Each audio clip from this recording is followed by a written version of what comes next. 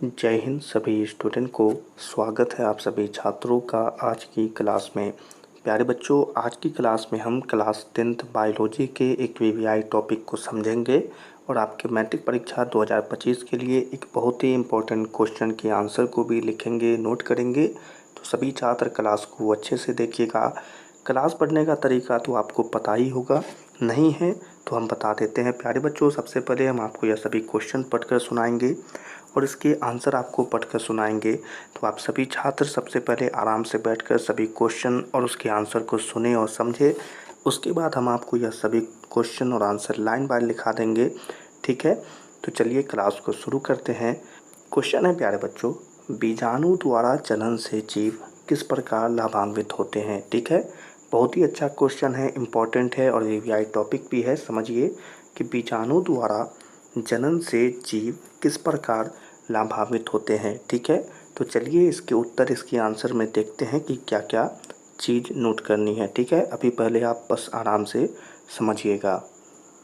उत्तर में देखेंगे प्यारे बच्चों, यहाँ पर क्या बातें लिखी हुई हैं। बीजाणु द्वारा जनन से जीव बहुत लाभान्वित होते हैं क्योंकि हम जानते हैं कि बीजाणु के चारों ओर, ठीक है, क्या है, बीजाणु द्वारा जनन से जीव बहुत लाभान्वित होते हैं क्योंकि हम जानते हैं कि बीजाणु के चारों ओर एक मोटी भित्ति होती है, ठीक है। बीजाणु के चारों ओर एक मोटी भित्ति होती है जो प्रतिकूल परिस्थितियों में उसकी रक्षा करती है, ठीक है। क्या बातें हैं यहाँ पर कि एक मोटी भित्ति होती है जो प्रतिकूल परिस्थितियों में उसकी रक्षा करती है, चाहे सर्दी हो या गर्मी, चाहे सर्दी हो या गर्मी सभी में रक्षा प्रदान करती है। और जैसे ही यह, क्या बातें हैं प्यारे बच्चों, चाहे सर्दी हो या गर्मी सभी में रक्षा प्रदान करती है। और जैसे ही यह नम सतह के संपर्क में आती है, जैसे ही यह नम सतह के संपर्क में आती है, यह वृद्धि करने लगती है। संरचना में ये हल्के तथा गोल होते हैं, ठीक है, समझते चलिएगा। सतह के संपर्क में आती है तो यह वृद्धि करने लगती है। संरचना में ये हल्के तथा गोल होते हैं जिसके कारण ये आसानी से वातावरण में फैल जाते हैं। अतः हम कह सकते हैं कि, क्या है प्यारे बच्चों, अतः हम कह सकते हैं कि बीजाणु द्वारा जनन से जीव को बहुत लाभ पहुंचता है, ठीक है प्यारे बच्चों। तो यही आंसर है, यही नोट्स है। चलिए अब हम आपको यह सभी लाइन बाय लाइन लिखा देते हैं। चलिए प्यारे बच्चों, क्वेश्चन लिखेंगे और उसके आगे से लिखना शुरू करेंगे कि बीजाणु द्वारा जनन से जीव किस प्रकार लाभान्वित होते हैं, बताएं, ठीक है। क्वेश्चन समझेंगे कि बीजाणु द्वारा जनन से जीव किस प्रकार लाभान्वित होते हैं, इसके बारे में हमें बताना है। तो चलिए हम इस क्वेश्चन का आंसर देते हैं, ठीक है। चलिए प्यारे बच्चों, उत्तर लिखेंगे और लिखना शुरू करेंगे कि बीजाणु द्वारा जनन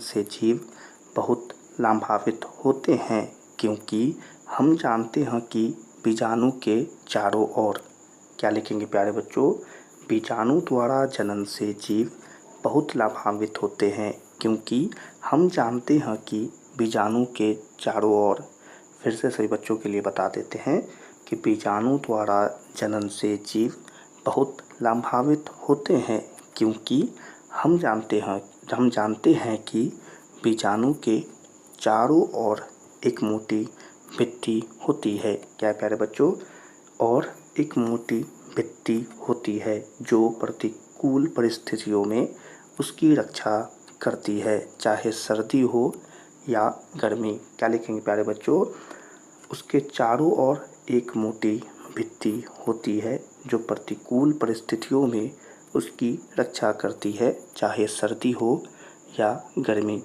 फिर से सही बच्चों को बता देते हैं, उसके चारों ओर एक मोटी भित्ति होती है जो प्रतिकूल परिस्थितियों में उसकी रक्षा करती है, चाहे सर्दी हो या गर्मी सभी में रक्षा प्रदान करती है, क्या है, या गर्मी सभी में रक्षा प्रदान करती है। और जैसे ही यह नम सतह के संपर्क में आती है या वृद्धि करने लगती है।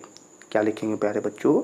सर्दी हो या गर्मी सभी में रक्षा प्रदान करती है और जैसे ही यह नम सतह के संपर्क में आती है वृद्धि करने लगती है। सही बच्चों के लिए फिर से बता देते हैं, सर्दी हो या गर्मी सभी में रक्षा प्रदान करती है और जैसे ही यह नम सतह के संपर्क में आती है यह वृद्धि करने लगती है।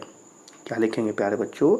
वृद्धि करने लगती है। संरचना में ये हल्के तथा गोल होते हैं जिसके कारण ये आसानी से वातावरण में फैल जाते हैं। क्या लिखेंगे प्यारे बच्चों?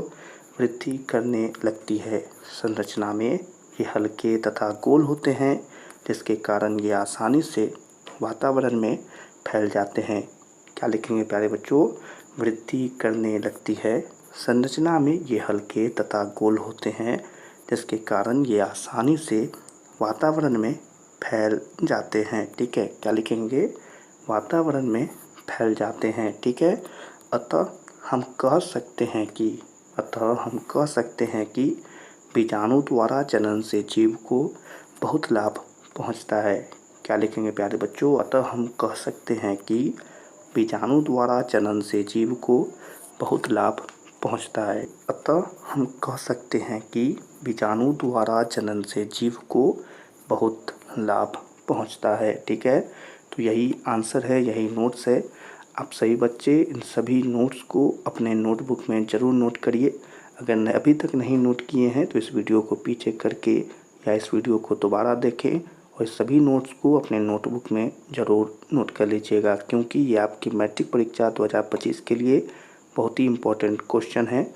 तो चलिए आज की क्लास को यहीं पर समाप्त करते हैं। यह क्लास पसंद आई हो तो इस क्लास को लाइक कर दें और अपने मैट्रिक परीक्षा 2025 के लिए चैनल को सब्सक्राइब करें ताकि आपको VVI ऑब्जेक्टिव, सब्जेक्टिव और टेस्ट क्वेश्चन आसानी से प्राप्त हो। सभी छात्रों से मिलेंगे अगली क्लास में। तब तक के लिए आप सभी छात्रों को जय हिंद।